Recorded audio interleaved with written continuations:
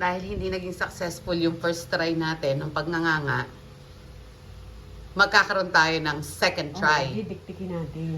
Hindi na namin ngunguyain ng Nanay Tuyang. Didiktikin namin para lumabas ang gusto naming kulay. Anong kulay ang kailangan nating lumabas? Pula. Pula. Alin ba ang nagpapapula dyan? Ay, apog yata at saka rin basta samtama, mamain, bunga. So, titingnan namin kapag nakapagpapula kami ng Nanay Tuyang na nito. Lagyan ng kaunting apog. Asan ang apo? Ay. Nasa iyo. Ito. Dagdagan mo kaya ng dahon na Ay, tama na yun. Ha? Tama na. Okay. So, bakit namin ginagawa ito? Gusto naming ma-experience yung dating ginagawa ng ating mga matatanda na kumakain ng nganga. Nga. Ay, lola ko, matakaw nito eh. Ang minya ko tsaka ang inang ko nagnganga din. So, mapula ang mga labi nila. Yung lola ko. Hindi ko alam bakit pumupula at bakit parang sarap na sarap. Pag nagnanganga yung lola ko, sabi ko yung nanay, patikin nga ako hindi ipaggawa di, ipagbibilot nga ako noon. Ma'am-in, hindi na nilalahat ang ma'am-in. Sabi ko, tama na sa iyo kalahati, baka hindi mapasok. Nakakapaso ang dahon na yan? Abay, dapat pala yan ang inilalagay natin sa mga brief at pante. Nakakapaso pala yun eh. Baka raw iluwa ko lang, sayang daw. Okay. So, kailangan pumula yan. Pero ang ginagawa natin ay ginagawa din ng matatanda dati. Oo, noon hindi naman ganito. Ayun, ikahoy pa. Yung almeres. Oo. Pero dahil noon, walang ngipin ang matatanda. Binabayo din nila. Oo. Binabayo nila bago. Ang kanilang bunga noon, yung matitigas, ito mura, malambot to. Yung tuyo na nito ang kanila. Kaya gusto nila. Yan. So, bakit hindi pa napula Nanay Tuyang? Gusto mo lagyan ko ng Martialite? Para pumula na yan. Lagyan mo ng... maskada. Kuha ng maskada. Saan na ba yun? Lagyan din natin kaya ng bayabas.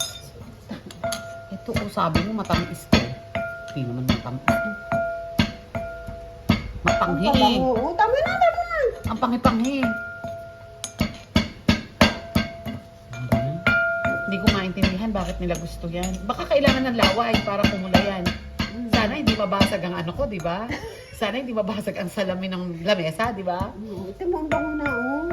Bang wala akong naamoy. Naamoy ko mapanghi yung maskada. Grabe. Wala pang pula ng Tuyang. Baka kailangan dagdagan mo ng dahon.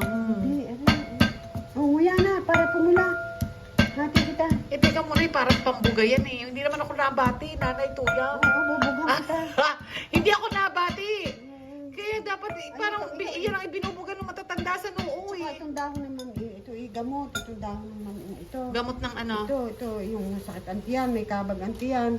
Ito, gagawin mo, idadarang mo sa init, sa apoy. Tapos akala ko ba mainit na yan? Alam, Sabi mo na kapag ang mainit. Baka mapaso ako. Oo, tapos lalagyan mo ng langis, tapos itatapan mo sa tiyan, hanay-hanay na ganyan. Yung maliliit ang aking anak, pag naimpatso, ito lang. Ang gamot? Oo, aking lalamukusin gayon, bago aking lalagyan Hindi na dapat dahon ng ates? Hindi. Aking lalamukusin gayon, dudurugin ko, bago lalagyan ko ng gatas ko. Gatas ng ko. Gatas ng ina? Oo, gatas ko. Bakit? Oo. Gamot ba yun? Naimpatso nga ang baby. Di aking ihahaplo sa dito Abay, pag naimpatso pala si Tupia, lalagyan din natin yan ng mamiin. Yan, mapula na. Nasaan ang mapula? Wala pang mapula. Ayan, Hindi pa naman nagli-lipstick. Ayan, parang ano na, no? Siguro pag may bati ka, di ka sabi na pag may bati at kumapit yan, nag-init sa noo mo, yan na yun. Oo, dali, nguyain na. Nguyain na natin, Nanay Tuyang. Hindi na ito hindi nakakasuka ito. Nasuka ako kanina eh. Ay, paano naman ingunguyain pa, kailangan nguyain pa. Ngayon, tingin mo, okay na yan. Oo. So, hindi na papangitan ang mukha. Hindi na. Hati kita, Sige. Yung lawa, yung lulunukin. Kuwang. Bako kuwa kain ng hilaw na bayabas. Paalala ko nga ulit, ba't ginagawa natin ito?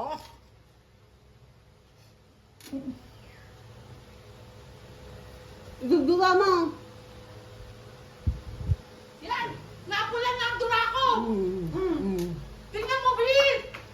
Hindi namin pwedeng pakita yung pagdura namin ng Nanay Tuyang, pero papula na yung dura namin. Yung dila kaya namin pupula. Wow. Pupula na. Pupula na? Nga. Kaya pa, Habang napakla, hindi yung dula.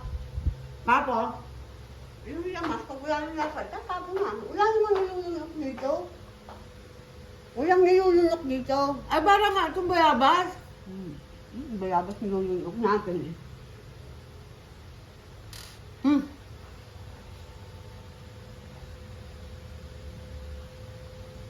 Mapula na yung labi ko. Alam mo, na-realize ko dito, meron siyang anesthesia effect. Parang namamanhid ang mga bibig ko. Tsaka yung parang ito, yung ano, yung parang kinakainom na, yung habang kinainom, na ano, nainit ang iyong ano. Ngayon ng ano, ang tok-tok ba? Sa totoo lang, parang may anesthesia yung bibig ko. Pwede na akong bunutan ng ngipin.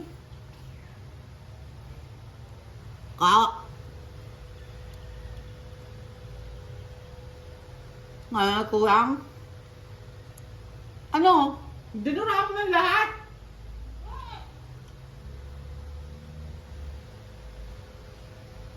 I think we're successful now, pero kailangan na namin iluwa.